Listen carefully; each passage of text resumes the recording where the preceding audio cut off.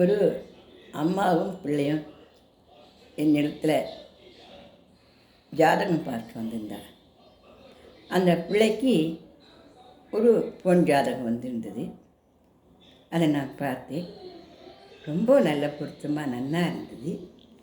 பொண்ணு பரம சாதுவாக இருக்கும், நன்னா குடும்பத்துக்கு ஏற்ற பொண்ணாக இருக்கும், நன்னா திறமைசாலியாகவும் இருக்கும், நல்லா இருக்கும். இந்த பொண்ணை இந்த பையனுக்கு பண்ணி வச்சா அப்படின்னு ஜாதக பொருத்தம் பார்த்து சொல்லி அனுப்பிச்சேன்.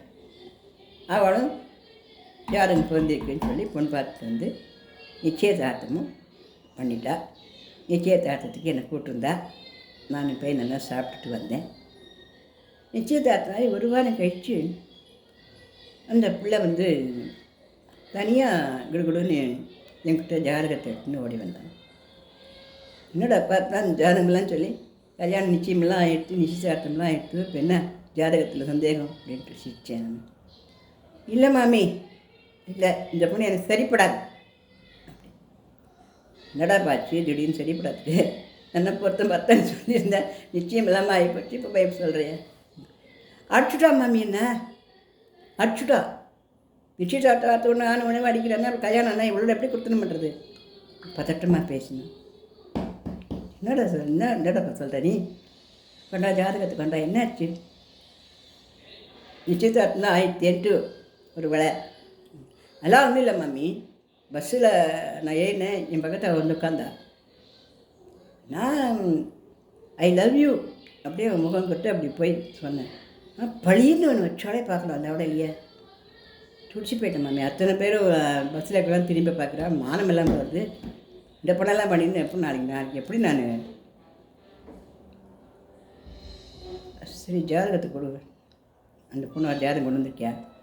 கொண்டு வந்து தொலைச்சிருக்கேன் பாருங்க. எதான் கட்டிக்கணும்னா கட்டின்னு ஆழ வேண்டியதான், என் தலையில் அடிச்சு. ஏன் சொல்லாதப்பா, ஜாதகம் ரொம்ப நல்லா இருந்தது, நான் பார்க்குறேன். திருப்பி அந்த ஜாதகத்தை பார்த்துட்டு நீ அடி வாங்கினது உன்னுடைய வருங்கால மனைவிக்கிட்ட இல்லைப்பா, அவளோட தங்க கிட்ட. உன்னோட மனைவியும் அவளோட தங்கையும் ரெட்டை பிறவி. இந்த ஜாதகத்தில் கூட எனக்கு கூந்து பார்த்தா எனக்கு தெரியுது அப்படின்னு சொன்னேன்.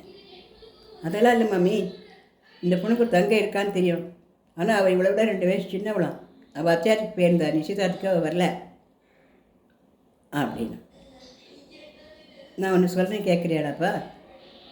நீ மறுபடியும் போய் அவள் ரெட்டை பிறவியா இல்லை 2 வருஷம் கழிச்சு பிறந்தவளான்னு கொஞ்சம் கேட்டுன்னு வந்துடுறியா?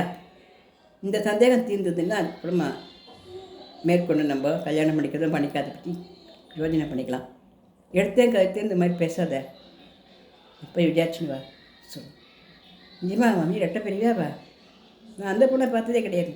அப்படி நீ அந்த பொண்ணை தான் பார்த்துக்க, அந்த பொண்ணை பார்த்து தான் பஸ்ஸில் உட்காந்துருக்க நீ அப்படின்னு சொன்னேன்.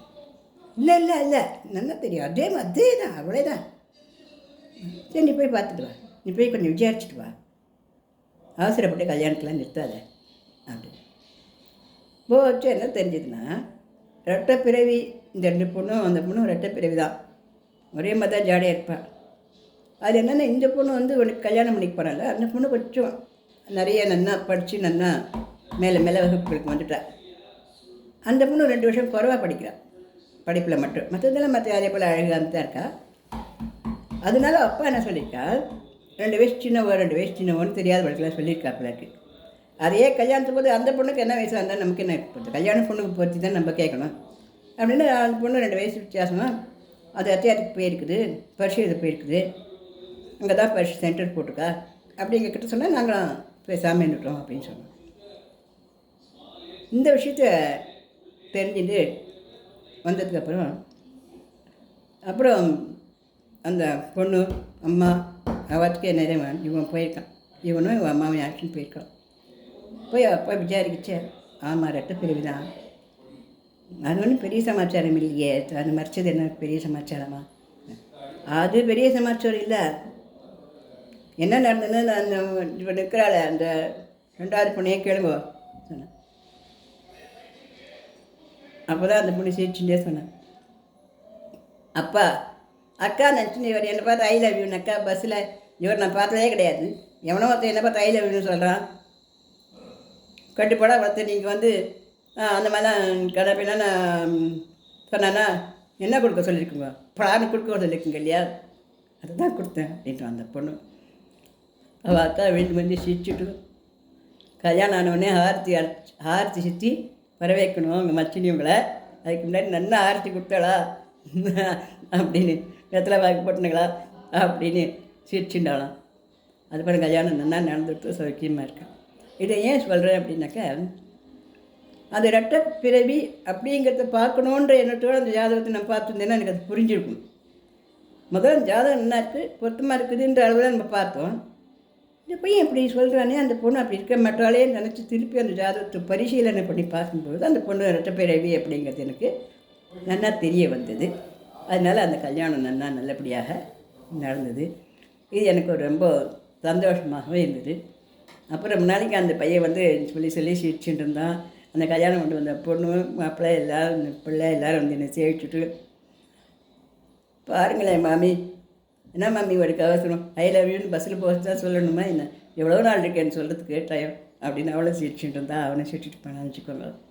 இது எனக்கு ஒரு ஜோதிடத்தில் நடந்த ஒரு சந்தோஷமாக வந்து, அதே சமயத்தில் என்னடா அது இவ்வளோ பொருத்தமாக இருக்குன்னு சொன்னோமே, எப்படி அந்த மாதிரி வந்து கோவமான பொண்ணாமே இல்லை அந்த பொண்ணு ஜாதகத்தில், எப்படா அந்த பொண்ணு அந்த மாதிரி அப்படின்னு எனக்கு தோணிச்சு. இந்த ஜோதிட அனுபவத்தை உங்களோட பகிர்ந்துக்கிறதுல நான் சந்தோஷப்படுறேன். உங்களுக்கு இந்த பதிவை பிடிச்சிருந்து லைக் பண்ணுங்க, ஷேர் பண்ணுங்கள், சப்ஸ்கிரிப்ஷன் கொடுங்க. நன்றி, வணக்கம்.